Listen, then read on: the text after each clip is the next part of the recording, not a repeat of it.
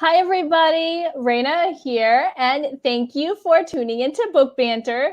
This evening, we will be talking with Rob Renzetti. I'm very excited to talk to Rob. He is an Emmy Award-winning animation veteran. He's worked on so many of your favorite, maybe your kids' favorites, TV shows for Nickelodeon and Disney and Netflix. And he's written a few books in those worlds, but this is his first original book that he wrote all himself, made all of it up in his head. It's amazing. The Horrible Bag of Terrible Things is just, it is cute. It is an adventure. It is a brother-sister family drama, if you will. I loved it from cover to cover, and I know, like, you will, adults, but especially every little person in your life. It's got a little bit of something for everybody, and I can't wait to talk to Rob this evening. If you have any questions during the event, just type them in the comments below and we will answer them in real time. And without further ado, I'm going to welcome Rob. Hi. Hello. How are you doing this evening? I'm doing good this evening. It's the middle of the afternoon in California, so. Oh, yeah. But it's like 5:03 here, so I always forget that's that going that in that late. direction.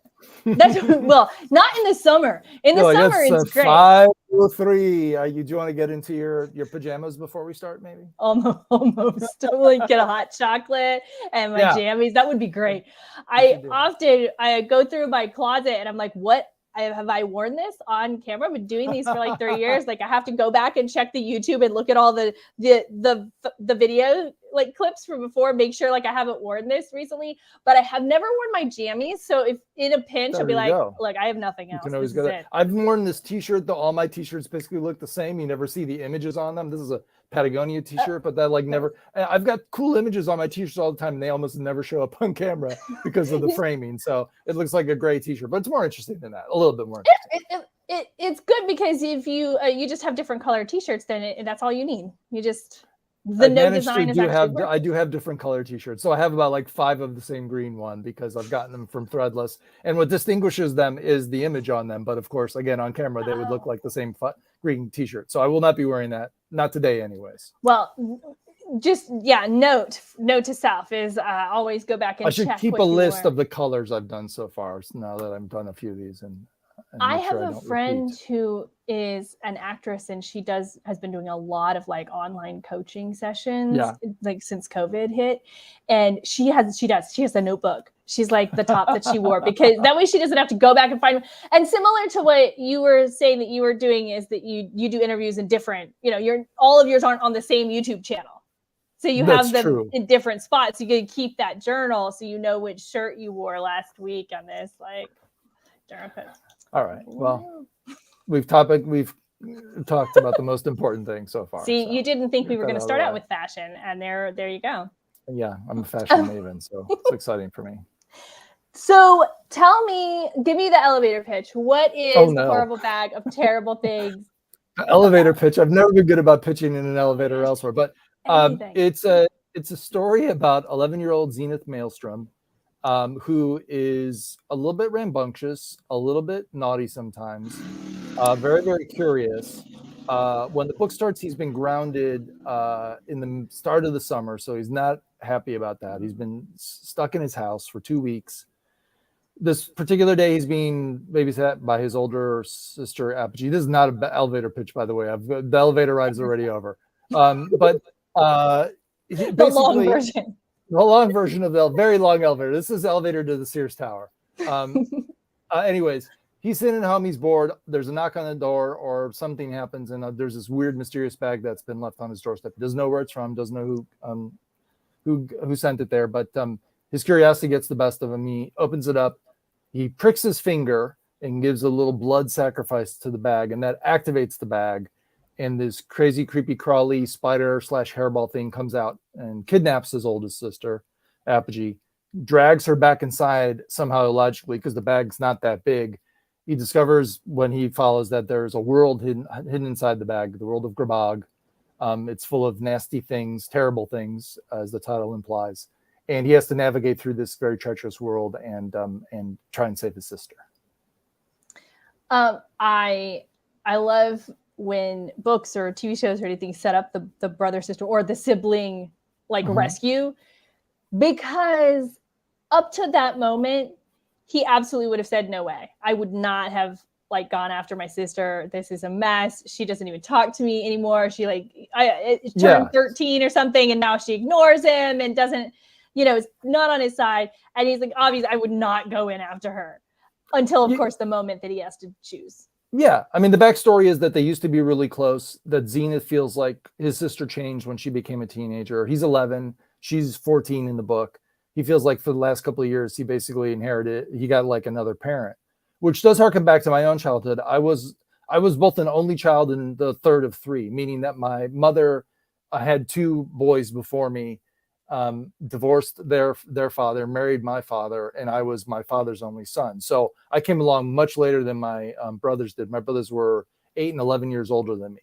So I had these other adults in the house that weren't my parents, but that like I had to obey. And if I didn't, I'd get punched. So they had the ability to punch me. My parents never physically reprimanded me, though I come back. I'm from an era where that would have been, nobody would look twice if my parents had spanked me. But I was generally a good kid, but I would come up against my brother because I wanted to watch something different on TV or whatever. And, if I got too mouthy with them, it was literal pain. So that kind of dynamic where you have a sibling that's acting more like a parent is something that I'm very familiar with. Well, yeah, my sister's only like 4.5 years younger than me, but as the older sibling too, it's like 1 minute your parents group you all together and you guys go play, or you guys like are best friends, or you guys, do this like you're all one big child, group. And the next minute they're looking at me going, watch your sister. And I'm like, okay, so I'm in charge, but also we're buddies and we got to play this game. Like, what is happening? So, I sympathize a little bit with the older siblings in this scenario. Yeah, I mean, my brothers were so much older than me that we didn't really play around. There are a couple cool things that they did. Like one time my oldest brother took me to a swimming pool, a public swimming pool that wasn't open. He was a lifeguard when I was growing up. And so he was in the lifeguard lifestyle, I guess you call it. He had access to like pools that you weren't supposed to have access to. So we went to a pool together and we were the only two in it. My middle brother, Tommy, took me on his motorcycle one time when he really shouldn't have.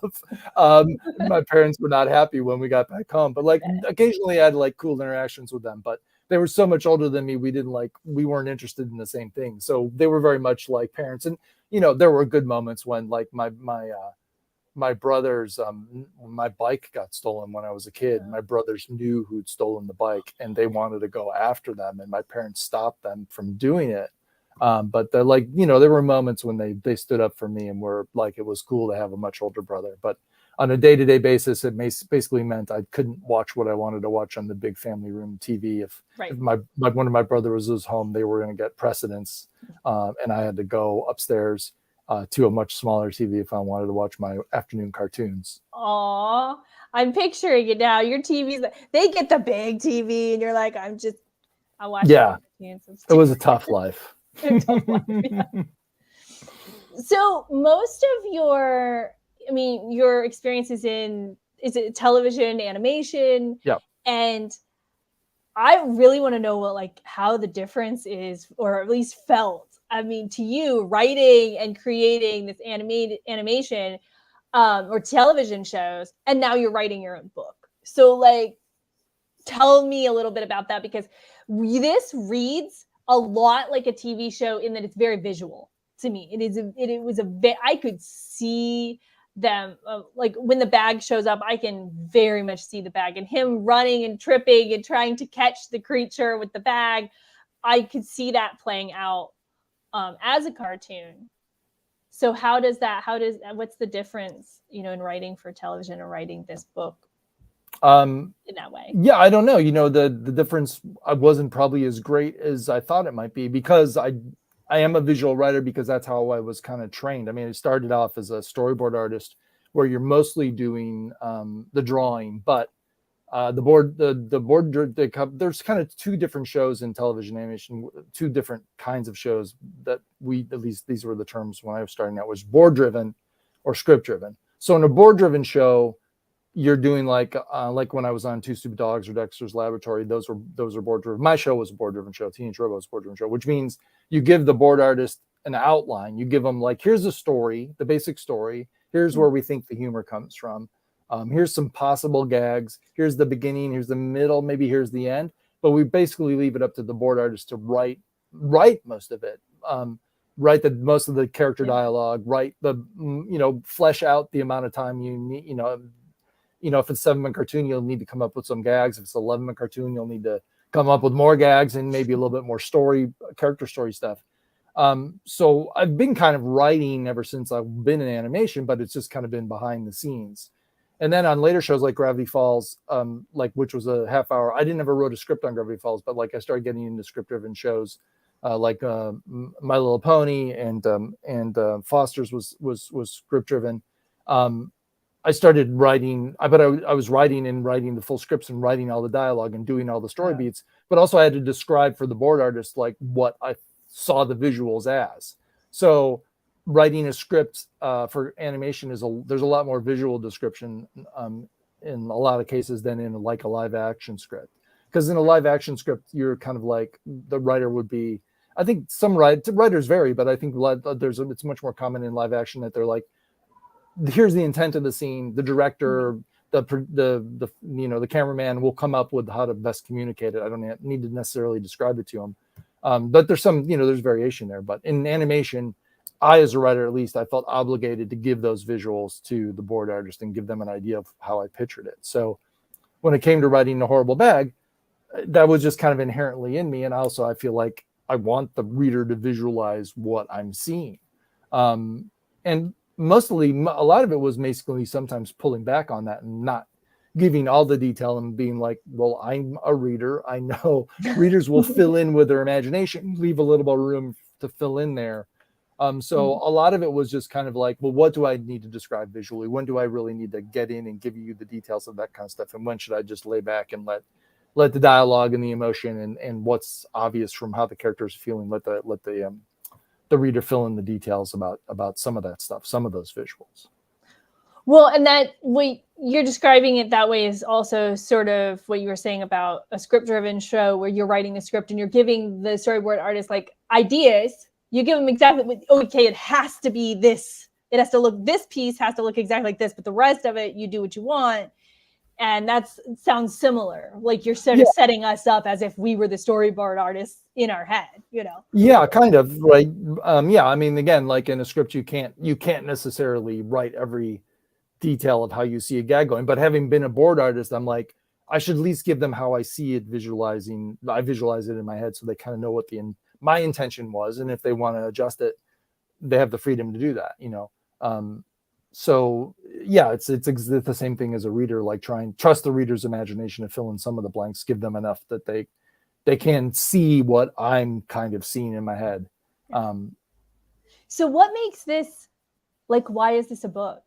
Why did you choose? I mean, why did you choose to write this a book? If your background is in animation, is it not a show, or you wanted to try writing? I think it could be a show. I mean, I'd be interested in seeing like a limited series of it or a trilogy of movies for sure.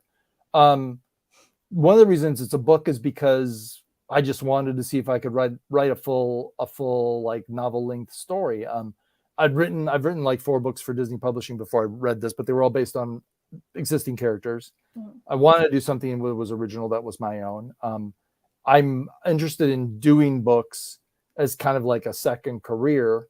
I don't have to rely on anybody else to produce this. Besides, the publisher has to agree to publish it.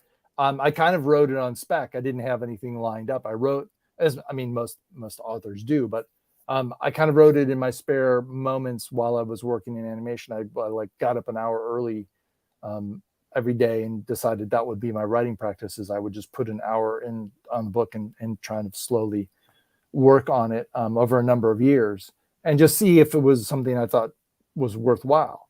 Another reason this is a book as opposed to a show is that because the horror genre is not necessarily very prevalent in children's television animation. Like it's mostly adventure, comedy, adventure, superheroes, if you want to call that a different genre or whatever. There's not a lot of horror shows out there. There's sometimes like horror tinged shows. Gravity Falls was certainly horror tinged.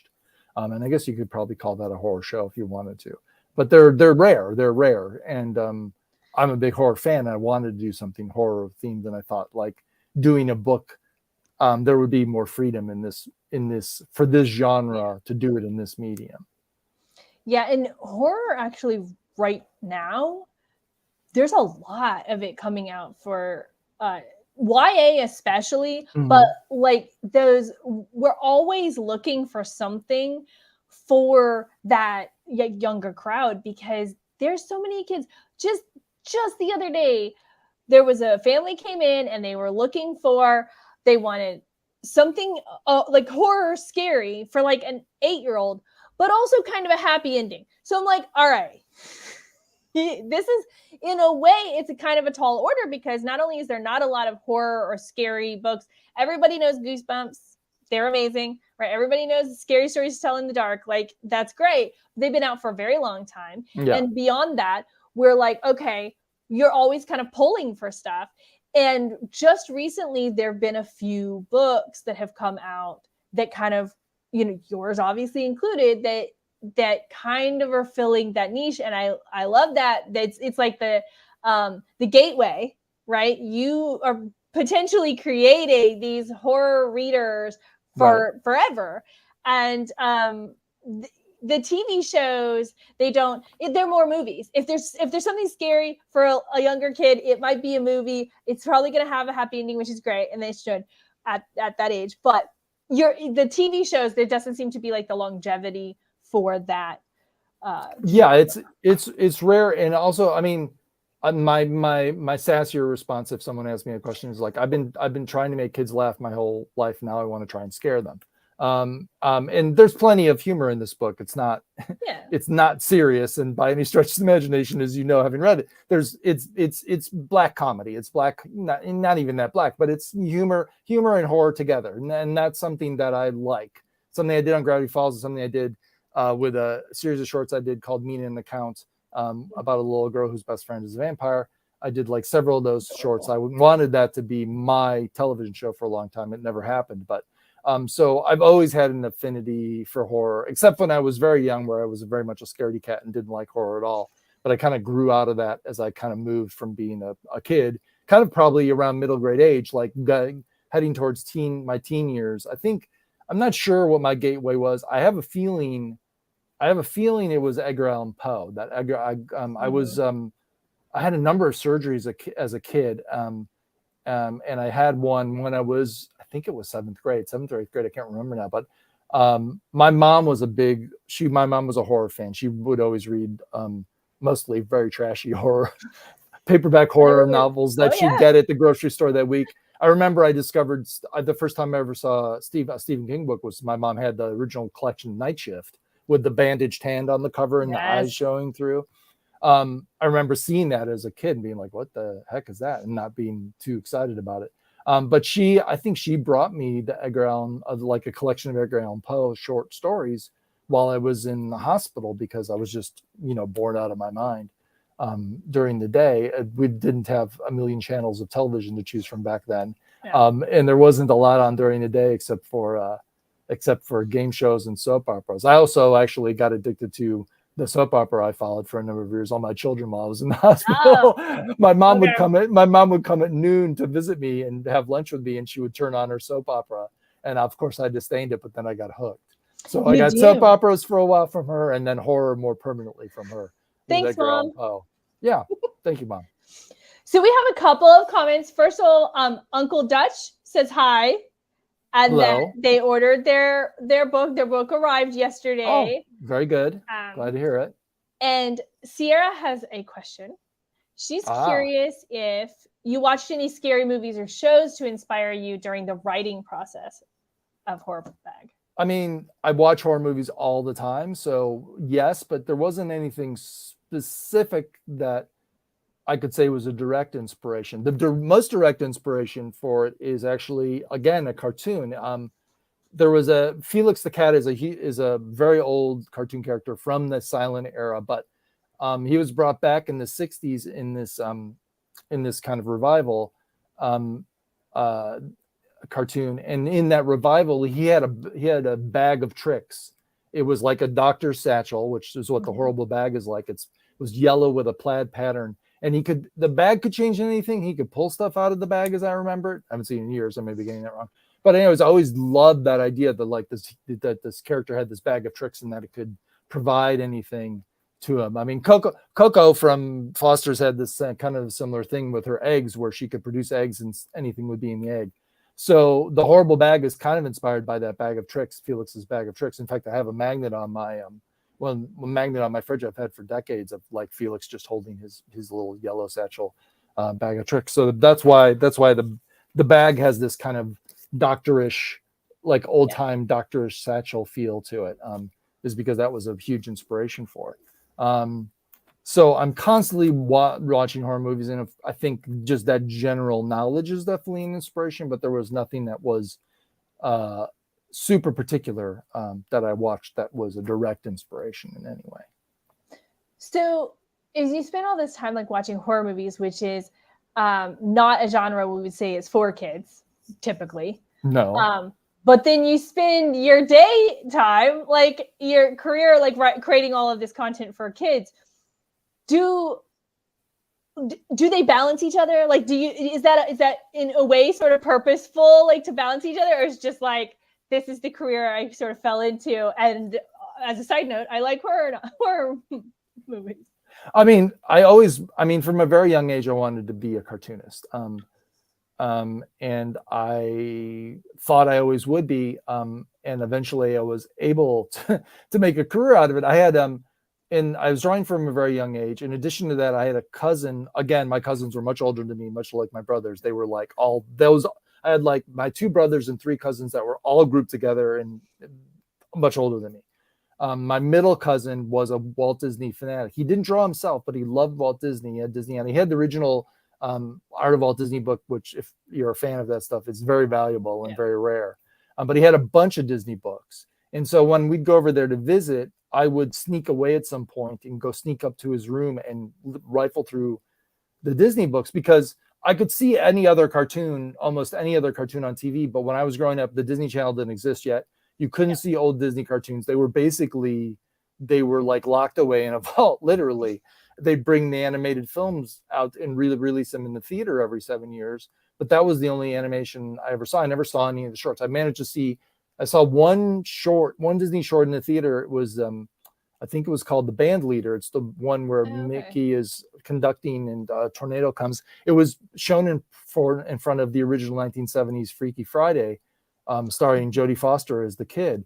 They showed a Disney short in front. I didn't even know that when I went to the movie theater, but I was so happy I got to see a Disney short. So I was kind of obsessed with these forbidden cartoons that I couldn't see and I could only see like pictures of.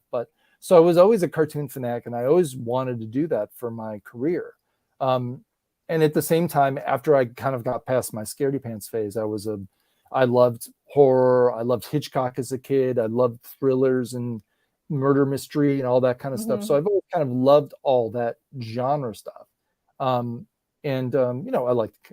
comedic movies as well. So I don't really see them as like so disparate. Like I know the stuff we do for kids is, we try not to do stuff that's too adult for them, and in any of the ways things can be too adult for kids. But as far as my cartoon career goes, we've always kind of done stuff that we thought was amusing ourselves. We haven't tried to like put things in to get away with it, but we've gotten the more adult references in the cartoons throughout the years, and I don't think any of them.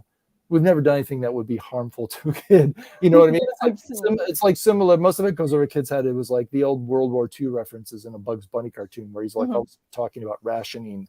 Like, I don't know. I didn't know what that meant. You know what I mean? As a kid, but it didn't bother me because it was there and gone in 5 seconds. So I haven't really looked at them as like, now I'll put on my Dracula cape and go indulge my darker fantasies in the evening.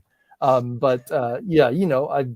what I do during the day, and and do what I think kids are going to enjoy. And I think we often think of kids as more.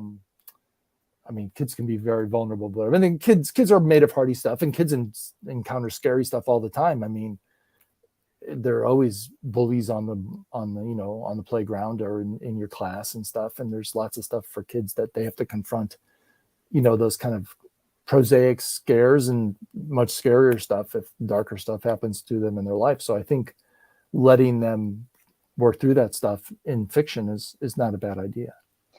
Yeah, and I haven't seen all of your shows. You've worked on a lot of different productions. Would you like to interrupt the interview and go do some research? I mean, I did watch a couple of episodes of My Life as a Teenage Robot because that was a little after my son's time when he was in there. Oh, then we can proceed. We can move on. But I have seen every episode of Foster's Home for Imaginary Friends multiple times because my son did love that show. And the thing is exactly what you were saying is that one of the reasons that I also loved the show, and I was like, yes, we'll watch that again. I didn't put up any protests is because I also was greatly enjoying the show because I'm getting the things that he's not quite getting. And he's loving every single silly moment in the show. And together, I'm just sitting there. I'm very much enjoying it. Very similar to this book. And what I said in the intro is that this is not an adult book. So you know what you're getting into if you're an adult just reading this for fun, but you can read this for fun and enjoy it. And this would be an amazing book to read along with your kids because as an adult, I very much enjoyed it and I read it for the interview, mm-hmm. I had to read it, but I loved it. And I love this is Book Banter ends up a lot of time being like book club for me, where you might, sure, yeah, I'll read this.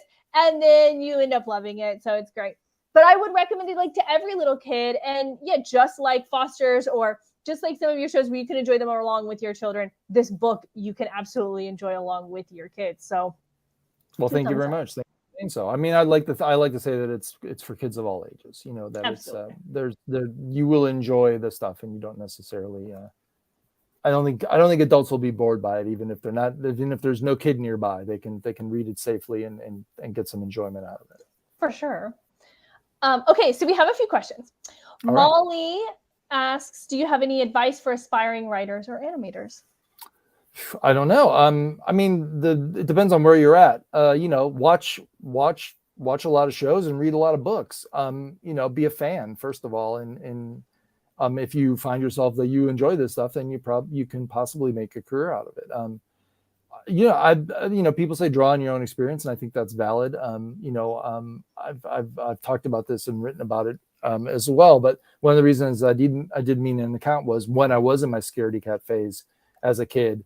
I very much was scared of monsters coming to get me in the night, and it was kind of that fear was really kind of ignited by this accidental viewing I had of Dracula. I had my mom had sent me over to or taken me over to her friend's house. They were going to go out and have lunch, and I was being babysat by her once again older kids, and they were in the kitchen watching the black and white Bela Lugosi Dracula. It was just on TV coincidentally, and I walked into one of the scenes where it was just like Dracula in your face.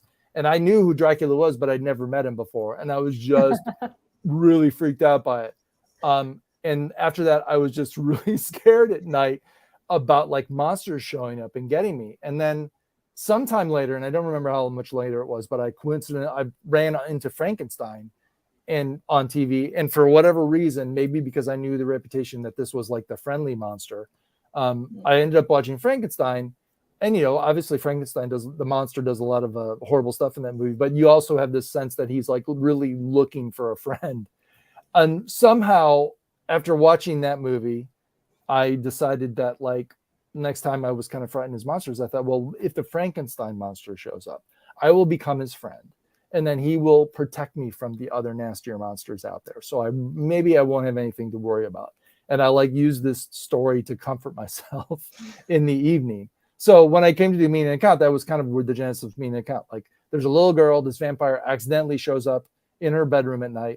Rather than let him go away, she actually wants to be friends with him, and she kind of traps him into friendship. So I think that kind of thing, like if you can draw on your own experience and twist it in some way that would be fun for people to read about. I think that's, that and just kind of becoming familiar with the genre and the areas you want to write in. If you're a fan of, animated cartoons, and watch them all. It's not very hard homework to give that assignment, or watch, find out what books people really like, and read the best books out there, and see if they inspire anything in yourself. I think too, building on what you're saying, is that a lot of people that I've talked to they never will put it down on a page. You have this imagination, the Frankenstein shows up and you're going to become his friend, but like, there's no harm in journaling that out. Like, right. Not, and that takes it from, oh, I've got these ideas, to look, I created this little story, whether that's drawn out or written out. And that can be a fun, like, it just turns the imagination into writing or drawing exercises. I mean, you're right. That's a huge, that's the difference between people that dream of doing something and do it. And that's not to compliment myself. The hardest thing I ever do is starting something and finishing something, which is like, it's, the blank page thing or whatever you want to do. But the best way to start is just to put something crappy down on paper, because then you have something there, whether it's a drawing or the first paragraph. When I started A Horrible Bag, the first couple lines popped into my head, and I wrote them down, and that's how I started. Like, I found the first document I ever wrote on this, and it had the first couple, what I thought would be the first opening lines of the book in quotes, and then some just random ideas, less than a page, right? But that's what I started from. And those first couple lines appear nowhere in the book. They didn't end up being the first couple lines of the book, but it's what started me writing the story. Right. And I think that's the hardest thing for a lot of people, is they are afraid of failing in the fact that, like, they're going to write something and it's going to be bad. And they're right. They are going to write something and it's going to be bad. That's how I start writing anything. I write the bad version, and then I go back and write the good version, because you get warmed up, you get into the story, you get 10, 20 pages in, and you think you know what you're doing, and you keep going, and maybe you look back, or maybe you just deadhead all the way to the end of the book, and then you look back. Everybody's method is different. I tend to outline through the whole thing and try and have the story beats written out, but then I don't really have the prose written out.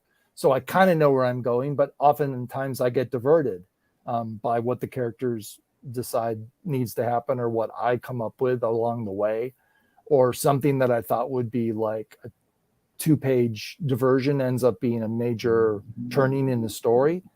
But yeah, just starting and getting something in, even if you don't think it's going to amount to everything. Like, I'm horrible. I don't think there's ever going to be a Rob Renzetti library anywhere, but if there were, there'd be nothing in it, because everything is like written down on a single sheet of paper. Like, I don't keep fancy journals of anything. I should. I have plenty of them around, but like, I don't, in the moment, I'm afraid of losing the idea I just got. So I just grab for the nearest thing and write it down, make sure I keep that piece of paper until I get it into a real document. And then that piece of paper kind of goes away. I've started trying to hold on. It would be more of a museum rather than a library. You just have really could be like papers giant, a bunch of Post-its thumbtacked on the bulletin board. Exactly. Well, this kind of goes into, this question works with what you were just talking about. Alex Wolf says, much like TV shows and movies can have deleted scenes or characters, do you have any deleted scenes or moments that didn't make it into the final book, other than the first 2 sentences you just mentioned? I do. I mean, I had a character that I really had fallen in love with that doesn't show up in the book at all. A version of him shows up in the sequel, the second book, which is coming out in January, and that's called The Twisted Tower of Endless Torment. And that's so a version of him, but a very different version of that character shows up in the second book. So yeah, I've got deleted scenes and deleted characters and deleted stuff that you put into a slush pile or whatever. Like, never throw it out. Like, don't delete it off your computer. Just put it in a different document. Oftentimes when I'm writing, I'll decide, like, I'll write something one way, and then I'm like, no, go back and write it the second way, but I'll keep this first way, and like either throw it later in the chapter or throw it all the way at the end of the document, just in case. Like I feel like, well, maybe a month from now, I'll think that first version's better.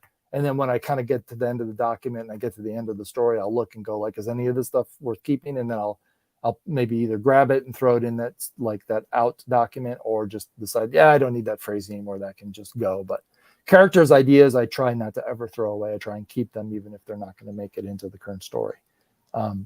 Because you never know. You never know. You never know. They could be the springboard for a whole different story, a whole different novel, a whole different cartoon. So Uncle Dutch has another comment and question. They were watching E.T., the E.T. movie the other day, and Elliot was too young to play with his older brother and his friends. Being the youngest and feeling left out worked pretty good for Elliot and for you, Rob. And they like the name Zenith. Was that a brand of TV? Is that where's the inspiration for Zenith? I mean, Zenith was a brand of TV. Yes, I think we probably had a Zenith. But that was my inspiration. It was kind of a little bit of a dig at this generation of parents, because sometimes they kind of give their kids rather grandiose and weird names. And not being a parent myself, I've never had to face the choice of naming my kid something, but it was a little bit of that. Like, so both Zenith and Apogee are they have slightly different definitions, but they're kind of like the height, the best, the highest point. Like, and so it's kind of a reflection on the fact that their parents love them, but also that their parents kind of gave them these kind of rather grandiose names that they're going to be the best. And I also like the A and Z thing, one being at the beginning of the alphabet, one being at the end, and then, kind of being more similar than either one maybe would like to admit to the other, that they're kind of two peas in a pod. So even though they are kind of in opposition to each other, there's a lot of reasons why they shouldn't be, that they used to be more of a team, and that maybe that's going to happen again. Okay. I love that. And I think you put more thought into the naming of the siblings than sometimes a lot of parents do.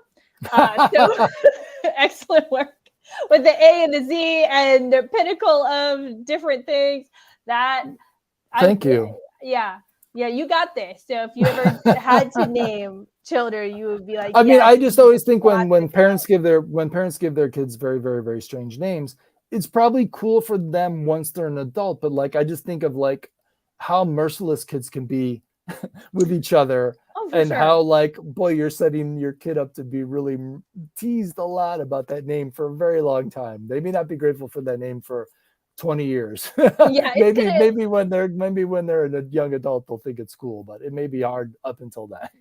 You got to come around. And weirdly enough, Raina is not that strange of a name, especially now. No. There's more Rainas in the world than when there's the same amount probably, but I never met another Raina until I was 28.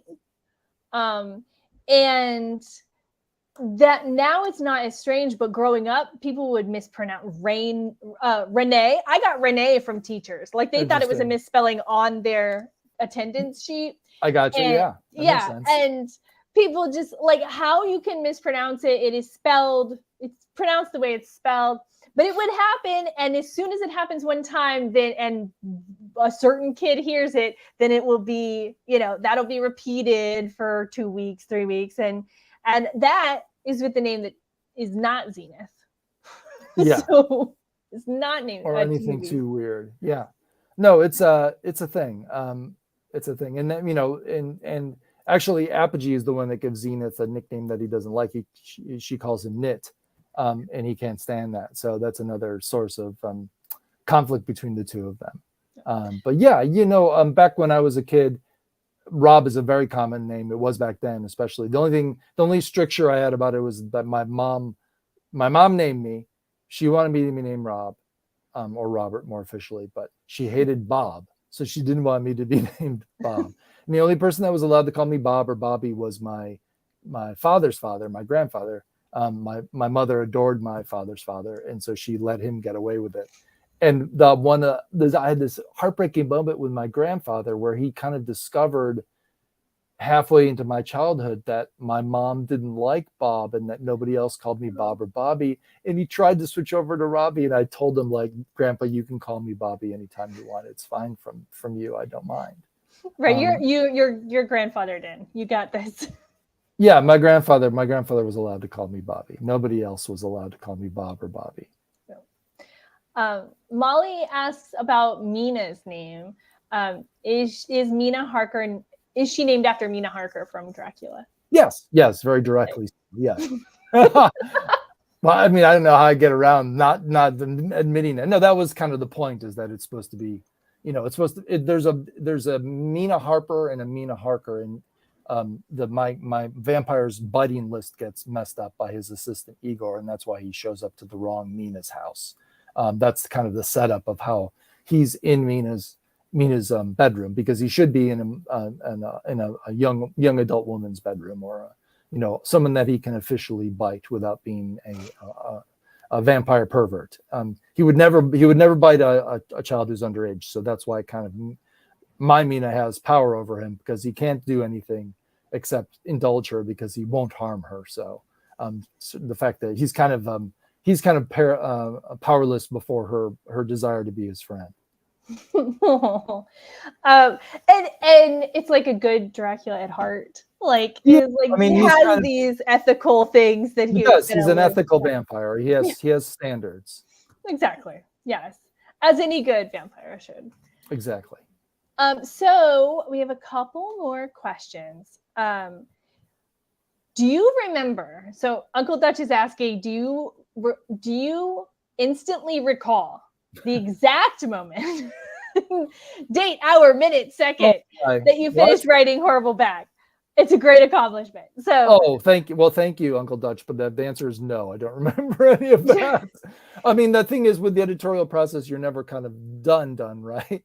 I remember the moment it was finally out of my hands and I couldn't make any other changes. I don't remember when it was, but I remember that feeling of dread, being like, oh no, I can't change anything anymore. No. After being like, oh, I've got to change it again. Oh, I got to do another round of edits. Then when that power was taken away from me, I'm like, oh no, it's finished. If there's anything I should have not wrote the way I've written it, I have no chance anymore to change it. So, oh well.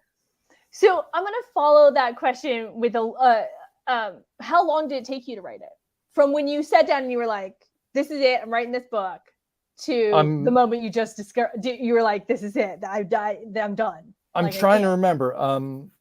I think it was maybe, well, when I was done with one, the version that I sent out into the world, I think was after I'd been writing it for about 3 years, maybe a little bit more. Might have been 3.5 years. Because I was doing it in my spare time. I was just devoting an hour to it every morning because I had a full-time gig in animation. And through most of the process of writing the book, I had a full-time gig. So it was done kind of an hour at a time, or if I wasn't busy at work and I could write it, don't tell anybody I work for. Don't tell Netflix. But I would manage to steal a few hours from Netflix. Not that when I had something else to do for my job, I would do my job. But if I didn't have something to do that day, I could maybe get an hour in writing during the day. But most of the time I was waking up an hour early, writing an hour at a time. And then, getting the version done, taking a little bit of a break, going back to it with fresh eyes. I think I wrote maybe 2 or 3 drafts before I showed anybody else, and then wrote another draft or 2 based on their feedback, showed it to them again, and then showed someone else I trusted, like a couple more generations after that. So I think I wrote like maybe 4, 5, 6, 7 drafts of it, something like that, before I said, okay, I'm ready to show it to someone who could possibly become my literary agent. Ruben Pfeffer was my agent, my literary agent. I showed it to him and he said yes, and that was early 2021. And then we went out with it. He gave me notes. I did another pass on it, and then we went out into the world. So I don't even remember what the question is now, but that was kind of the process. I wrote it for a very long time. I wrote for a very long time, but there weren't a lot of hours devoted to it over that time. But I'm glad I did that because, whoa, watch out, Cord. Because it gave me a chance to kind of ruminate and figure out what I wanted. The first draft was very different from the second draft. Like there was a lot that changed from one draft to another. And like in those early days. And I did take a big break in between because I wanted to like come at it as if it was actually almost written by somebody else and look at it critically, and give it a, because there was nobody else seeing it at the point. In animation, you're like collaborating from the get-go. Like you're all coming up with a story together in a story room. If you write something in a script, you've got it for a few weeks and then you're showing it to someone and getting feedback right away. I was sitting alone with this thing for several years. So I had to be the critic of it for a while before I could show it to anybody else and get their feedback, because I wanted to make sure I thought there was worth in it and value with it going forward. Yeah, that absolutely makes sense. So and having the sort of experience with other books and other things, you understand the value of getting that feedback before you really send it out into the world, which is very important. Let a trusted friend or family member like have a look at it. Yeah, the first person I showed it to was actually had been my one of my editors at Disney Publishing, and he'd been the editor that we had on the 2 Gravity Falls books that I did, and he was great. And Disney let us really do what we wanted to with those books with very little. We had less censoring of our ideas from Disney Publishing than we did from Disney Television. Because they're more free, and they can get away. More things were allowed in print than they were on the show. So I showed it to Eric Garens, his name, and he was the first person I showed it to because we'd worked together, and I liked his sensibility and I liked the way he worked as an editor. So I showed it to him and he gave me great feedback on it. And then the second person I showed it to was Alex Hirsch. Because I trust his sensibilities, and when he liked it and was very complimentary about it, I knew like, okay, there's some value here, and I'm going to go forward with it. There's something. So we have one more question, and this will be a perfect one to end on because it is talking about the second book. Okay. Cartoon Gal says hi. Today is their birthday. Happy birthday, Cartoon Gal. It's been great so far. And they got their book in the mail. Love it so far. Wonderful. They saw that there's a second book coming out, which we talked about a little bit earlier. What can we expect for it? And are there more books coming after that? Well, I mean, without blowing anything in the first book or the second book, the first book ends with consequences. That's all I can say. Things happen. Things change. And yes. Zenith and Apogee are dealing with the consequences of the first book at the beginning of the second book. Zenith is a little bit cautious about proceeding, but Apogee thinks the solution to their problems is to go back into the horrible bag and go back to GrahBhag. And she eventually does. And Zenith has to run after her again back into the book. But now the difference in the second book is, if I could say this, I don't think this is a spoiler. He is known by the citizens of GrahBhag in the second book, and he is very much not liked. He is wanted, dead, alive, or eaten, as the wanted posters say. So he is a fugitive in that world, and so he can't basically move around as freely as he did in the first book. He is known and he is wanted, and he has got to be careful about what he does. So the stakes are a little bit heightened. In all ways, and there is going to be at least one more adventure in GrahBhag. I am slated to do a third book. I'm slated to be writing it right now, and while we're doing this interview, I'm playing hooky, but I'm due to turn in a first draft of that at the end of the summer, and I'm working on that. So there will be at least one more adventure after the second book, that title is, there's no title for that. There's a story, there's no title. I'm calling it the something of something right now. Love it. Because that will be the rhythm of it, following up on the rhythm of the first two books. But for now, it is the story. I have the story. I just have to write the actual prose to tell that story with. It's perfect. Well, Rob, thank you so much for joining me for Book Banter this evening. It's been a lot of fun talking to you. Thank you, Raina. Thanks for having me, and thanks for everybody that tuned in. I'm not used to doing this live stuff, but I'm glad I'll be able to answer a few questions. Thanks to everybody who's bought the book so far. Yes. I'm very excited that people are buying it. Yay! And I put the link to the Horrible Bag of Terrible Things. We will have signed book plates at Blue Cypress. So if you order through that link, you'll get one with the signed book plate. And a little earlier in the interview, I put that link to the Twisted Tower of Endless Torment, which is coming out soon. So you can pre-order it. Coming in January of next year. And yeah, thank you everyone for joining us. And thanks, Rob.